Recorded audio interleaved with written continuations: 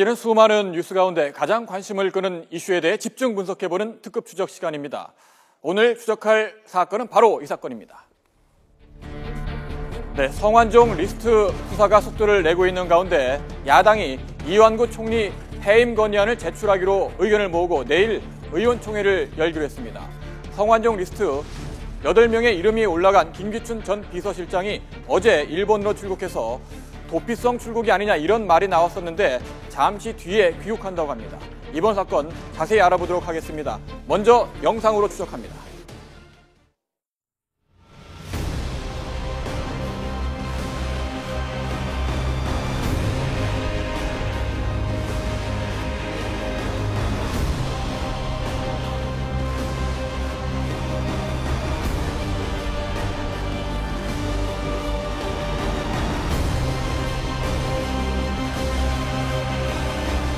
성완종 대장과는 특별한 개인적 관계는 없습니다.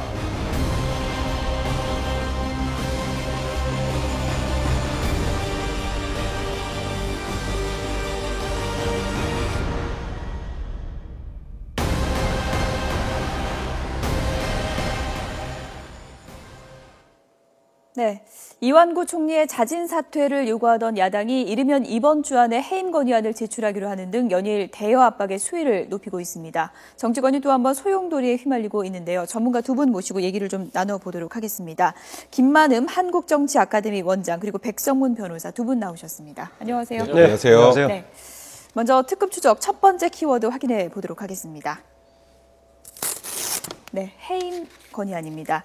지금 야당에서는 내일 긴급 의원총회 연다고 하고요. 그 시기를 아무래도 이제 조율하지 않을까 싶은데요. 여야 신경전이 지금 가열되고 있는 그런 상황인 것 같습니다. 먼저 여야 대표의 입장 들어보고 다시 얘기 나눠보도록 하겠습니다. 여러분, 그 일은 대통령께서 외국에서 돌아오신 대로 결정을 하겠다고 하니까 그때까지 일주일만 기다려주는 것이 정치적 도리가 아니겠습니까, 여러분? 해임 건의안 제출에 대해서 좀 더 구체적으로 논의를 하게 될 것이고 또 새누리당하고도 해임 건의안 제출을 위한 사일정을 협의해야 할 것으로 그렇게 생각을 합니다. 네, 새누리당 김무성 대표 뭐 좀 기다려달라 이런 입장인데요. 야당이 어떤 결정을 내릴 걸로 예상해 볼 수 있을까요? 사실 야당 입장에서 해임 건의안 카드는 최초부터 만지작거리다가 어찌 보면 저는 좀 시기가 늦었다는 생각이 좀 드는데요. 그러니까 어쨌건 박근혜 대통령이 출국하기 직전에 여당 대표 김무성 대표를 만나서 얘기를 마쳤잖아요, 어느 정도. 그리고 갔다 와서 결정을 하겠다라고 했으면 지금 시점에 해임 건의안을 만약에 제출한다 그러면 24시간 지나고 또 72시간 안에 본회의에서 표결을 해야 되는데 그러면 빨라야 23, 4일 정도, 아무리 최대한 서두른다고 해도 결정이 나게 될 텐데 그러면 박근혜 대통령의 귀국일인 27일하고 비교할 때 한 2, 3일 정도 차이거든요. 2, 3일 후에 만약에 박근혜 대통령이 돌아와서 저 이완구 총리를 해임할 생각을 전혀 하지 않으시고 전혀 그 부분에 대해서 대응을 하지 않으신다면 그때 야당에서 목소리를 내고 해임 건의안 쪽으로 밀어붙이면 그게 좀 의미가 있을 텐데 과연 하루 이틀 먼저 총리를 해임하는 게 그것도 해임 건의안이지 해임이 결정되는 게 아니잖아요. 그렇다면 이게 과연 정치적으로 뭔가 재보선을 노리는 걸 제외하고 그렇게 큰 의미가 있다는 생각이 들지 않아서 재보선이 이제 29일이고요. 네, 그렇기 때문에 29일 재보선까지 이번에 이 성완종 게이트와 이완구 총리와 관련된 대해서 야당이 어느 정도 목소리를 내고 입장을 드러내기 위해서는 좀 정치적인 그런 제스처 정도에 불과하지 않나라는 생각이 좀 정치적 제스처라고 보시는군요. 어떻게 보시는지요? 지금 이후에 진행되는 과정을 보면 이완구 총리에 대한 신뢰가 계속 떨어지는 방향으로 여러 가지 정황 증거들이 계속 나오고 있지 않습니까? 그 시점에서 이완구 총리 스스로가 선택하지 않는 한 야당은 입장에서는 그렇게 할 수밖에 없다. 어제 4.19 기념식장에 갔을 때 집권 여당 대표하고 어색한 합수를 할 수밖에 없는 총리. 그런 총리가 기능을 할 수 있겠습니까? 다른 사람도 아니고 집권 여당 대표하고 총리, 행정부 수장인 총리하고 만났는데 집권 여당 대표가 어색한 악수를 나눌 수밖에 없다면은 오히려 그 자리를 차지하고 있는 것이 국정 불안의 요인인데요. 다만 이제 내용상으로 봤을 때 박근혜 대통령이 사실상 경질을 이제 내용적으로 결정하고 나왔다고 보는 게 맞지 않겠습니까? 마지막 나가기 전에 총리를 만난 것도 아니고 여당 대표하고 나갔고 갔다 와서 결정하겠다라고 했으니까 그 점에서 보자면 가장 이상적인 선택은 이완구 총리가 스스로 사퇴한다면은 이쪽 저쪽을 위해서 바람직할 건데 이러고 상황이 계속 버티고 있고 상황은 악화되고 있고 그래서 야당 밀어붙이고 있는데 나머지 기간 동안에라도요. 박근혜 대통령이 돌아오기 이전에 나머지 27일 이전까지라도 만약에 이완구 총리가 자진 사퇴를 해버린다면은 해임 건의안을 둘러싼 논란 자체가 불필요하게 돼버릴 겁니다. 예. 해임 건의안, 총리 해임 건의안 낼지 낸다면 언제 낼지 관심이 집중되고 있는데 과거에도 역대 총리 가운데 해임 건의안 제출된 사례가 있지요. 9번이나 됐었는데요. 이거 아까 백 변호사가 잘 지적했지만 72시간 내에 이걸 해결하지 않으면 이게 없는 걸로 자동이 돼버리니까 그나마 이제 표결까지 갔던 것이 3번 있었으면 3번 다 부결이 됐죠. 아다시피 헌법상의 내용으로 봤을 때는 해임 건의나 탄핵 소추나 의결 정도수도 똑같습니다. 3분의 1 이상에서 제출해가지고 과반인데 다만 이제 탄핵 소추는 국무위원 지금 총리도 할 수 있습니다. 할 수 있는데 이제 헌법이나 법률에 위반됐을 경우에 전제 조건이 있을 뿐만이 아니라 국회에서 의결이 됐을 경우에 직무는 정지가 되지만은 최종 결정은 이제 헌재에서 결정하는 부분이 남아 있어서 이 부분은 택하지 않았고요. 대신 이제 해임 건의로 갔을 경우에는 국회에서 결정한다고 하더라도 대통령한 최종 결정을 남겨놓는 이런 절차가 있어 이걸 이제 맡기는 겁니다. 그래서 이번에 해임 건의를 택했는데요. 저는 봤을 때 진행 과정으로 보자면 아까 백 변호사 지적했다시피 내일 모레 사이에 바로 지금 해임 건의안을 제출하지 않는다면은 일정이 늘어지면서 또 새로운 일정을 잡아야 되고 잘못하면 위험해야 될 가능성도 있어 보입니다. 네. 해임 건의안 통과나 자진 사퇴나 지금 여러 가지 시나리오가 다 가능하지 않겠습니까? 어떤 시나리오가 가장 좋은 건가요? 사실 지금 시점에서는 아까 말씀하셨던 것처럼 자진 사퇴 쪽이 제일 바람직하다는 생각이 들어요. 지금 어제 4.19 그 기념 연설도 그렇고 그 이후에 오늘 어제 계속 나오는 얘기들이 이완구 총리가 지금까지 했던 해명에서 조금 뭔가 납득이 가는 내용들이 아니라 어찌 보면 과거에 나왔던 내용들보다 좀 더 소위 말하는 거짓말을 좀 더 명확해 줄 사실들만 드러나고 있는 상황이고 여당 내에서도 지금 이완구 총리를 보듬지 않는 부분이 아니잖아요. 근데 다만 박근혜 대통령이 순방하기 전에 앞서서 김무성 대표 얘기를 하고 순방 과정 동안만 일단 유보를 해달라는 거잖아요. 순방 과정 길지 않으니까 그 기간 동안에 일단 이완구 총리 입장에서는 박근혜 대통령이 그렇게 결정하고 나간 이상 그 기간 동안에 총리직을 수행하겠다는 의사신 것 같거든요. 근데 이렇게 계속 야권뿐 아니라 여권에서까지 이완구 총리에 대해서 이제는 자진 사퇴하라는 내용이 나온다면 박근혜 대통령이 돌아오시기 한 하루 이틀 전에는 자진 사퇴를 하시는 게 사실 개인적으로 제일 바람직하다는 생각이 듭니다. 지금 속보가 한 가지 들어와서요. 지난 주말에 이제 세월호 1주기 추모 집회가 있었고요. 그리고 이제 연행된 참석자 가운데 지금 들어온 속보를 보면 경찰이 집회 참가자 5명에 대해서 영장을 신청했다는 속보가 들어왔습니다. 이번 시위로 이제 입건된 사람이 이제 90여 명 정도가 되는데요. 경찰이 세월호 집회 참가자 5명에 대해서 영장 신청했다는 속보 들어왔습니다. 추가 소식 들어오는 대로 전해드리겠습니다. 이완구 총리 해임 건의안을 놓고 이야기를 나누고 있는데 자, 이완구 총리 해임 건의안이 만약에 말이죠. 통과된다면 단기 총리가 되는 게 아니겠습니까? 아니면 이후에도 통과되지 않더라도 자진 사퇴를 한다면 굉장히 임기가 짧은 총리로 기록될 텐데 어떻습니까? 과거에도 이런 단기 총리가 있었습니까? 사실상으로는 이번에 지금 2개월 남짓하고 또 며칠 더 간다고 하더라도 지금 이 기간 동안에 만약에 사퇴하게 되면 최단기 총리가 될 겁니다. 물론 과거에 허정 과도 정부 기간 동안에 총리가 한 적이 있습니다만 당시에는 이런 상황으로 그만둔 게 아니라 내각제라는 제2공화국 스타일로 바뀌면서 그때 장면 총리는 사실상 내각제 때문에 대통령이나 마찬가지죠. 윤석열 대통령이 있긴 했지만은 실질적인 정부의 수장이었기 때문에 그런 과정에서 65일 만에 나갔던 허정 총리 빼놓고는 사실상은 지금 최단기 총리가 될 소지가 있습니다. 그렇군요. 어떤 시나리오인지 흘러갈지는 좀 지켜봐야 될 것 같고 조금 전에 이제 언급해 주신 것처럼 지금 이완구 총리에게는 좀 불리하게 작용하는 정황 증거들이 계속 드러나고 있는데요. 두 번째 키워드를 좀 확인해 보도록 하겠습니다. 153번, 64번. 무슨 숫자인지 아시겠죠, 변호사님? 이게 성완종 회장과 이완구 총리가 1년 동안 2013년 3월부터 올해 1년 동안 통화를 한 횟수입니다. 153번은 성완종 회장이 이완구 총리에게 걸었던 거고 64번이 이완구 총리가 성완종 회장에게 걸었던 건데 제가 이거 하나 좀 맨날 여쭤보는 건데요. 이렇게 전화 자주 하시는 분 주변에 있으신가요? 저는 저희 부모님이나 저희 집안 사람들하고 거의 이렇게 통화를 하지 않는데, 그러니까 저는 그래요. 사실 이렇게 통화를 여러 번 했다는 것, 1년 동안. 이게 2013년 4월 4일에 뭐 음료수 박스에 돈을 받았다는 네. 내용을 입증할 수 있는 자료는 아닙니다. 예. 범죄 사실과는 전혀 상관없어요. 하지만 정치적으로 생각하면 국민들한테는 사실상 유죄 판결을 확정짓는 내용이 아닌가라는 생각이 들어요. 왜냐하면 국민들 입장에서는 이완구 총리를 믿어보려 했으나 최초에 잘 모른다로 시작을 했잖아요. 예. 잘 모른다로 시작했다가 뭐 원내대표 시절에 그냥 몇 번 만나서 의례적으로 밥 먹었다 정도로 하시다가 결국 이것까지 통신 기록 조회 통해서 이게 나온 거란 말이에요. 이런 정도라면 두 분의 친분 관계는 명백하다라고 보는 게 일반적으로 모든 국민들이 생각하는 관점이기 때문에 예. 그러니까 이완구 총리가 돈을 받았다는 사실은 사실 법적으로 가도 입증하기가 사실 곤란한 상황이 분명히 될 것 같은데 그걸 떠나서 정치적으로는 이 부분 때문에 사실상 이완구 총리가 지금까지 거짓말했다는 게 명확하게 드러났다는 뭐 그런 정황으로 보시면 될 것 같습니다. 네, 잠깐만요. 217번, 153번, 64번. 그렇지만 실제 통화가 착발신을 기준으로 했을 때 저런 숫자가 나오는 것이고 실제로 통화가 이루어졌는지는 뭐 다른 숫자가 나올 것 같습니다.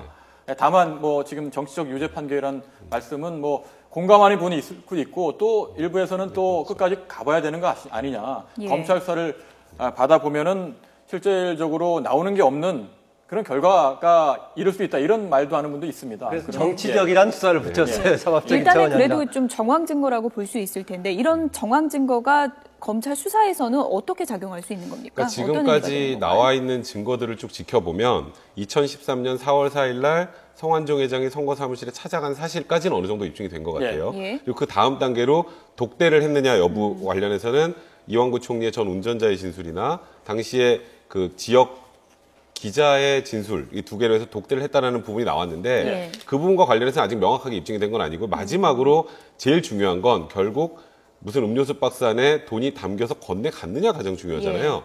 그러니까 지금 상황이 어떤 상황이냐면 그러니까 법적으로 따지면 시체 없는 살인 사건 수사하는 거 거의 비슷한 상황입니다. 예. 그러니까 분명히 이 사람이 죽인 것 같지만 시체가 없으면 예. 살인 사건을 명확하게 특정할 수 없잖아요. 예. 근데 지금 성완종 회장이 직접 돈을 인출해서 박스에 담아서 건넸다면 사실상 입증이 불가능하고요. 왜냐하면 돈을 준 사람이 사망한 상태이기 예. 때문에 예. 그 외에 만약에 비서가 돈을 마련해서 담는 과정을 뭐 목격을 했다거나 그런 부분에 대한 추가 진술이 나온다면 명확하게 정리가 될 텐데 지금 나와 있는 이런 소위 말하는 정황 증거들은 예. 그냥 이완구 총리와 성완종 전 회장이 사이가 그렇게 멀지 않고 가까웠다. 그러니까 충분히 찾아갈 만했다 정도의 정황 증거지 돈을 줬다는 거에 대한 예. 정황 증거로는 보기 좀 힘듭니다. 어쨌든 이런 정황 증거를 봤을 때 시청자 입장에서는 이제 잘 모르는 사이 같지는 않다는 거는 좀 명확하게 느껴지는 바도 있을 것 같은데요. 이런 부분에 대해서 좀 이완구 총리가 어떤 식으로 대응하는 게 맞는지 이런 좀 해석도 분분한 것 같습니다. 어떻게 봐야 될까요? 그게 이완구 총리가 시작부터 가장 결정적으로 잘못한 거죠. 처음 나왔을 때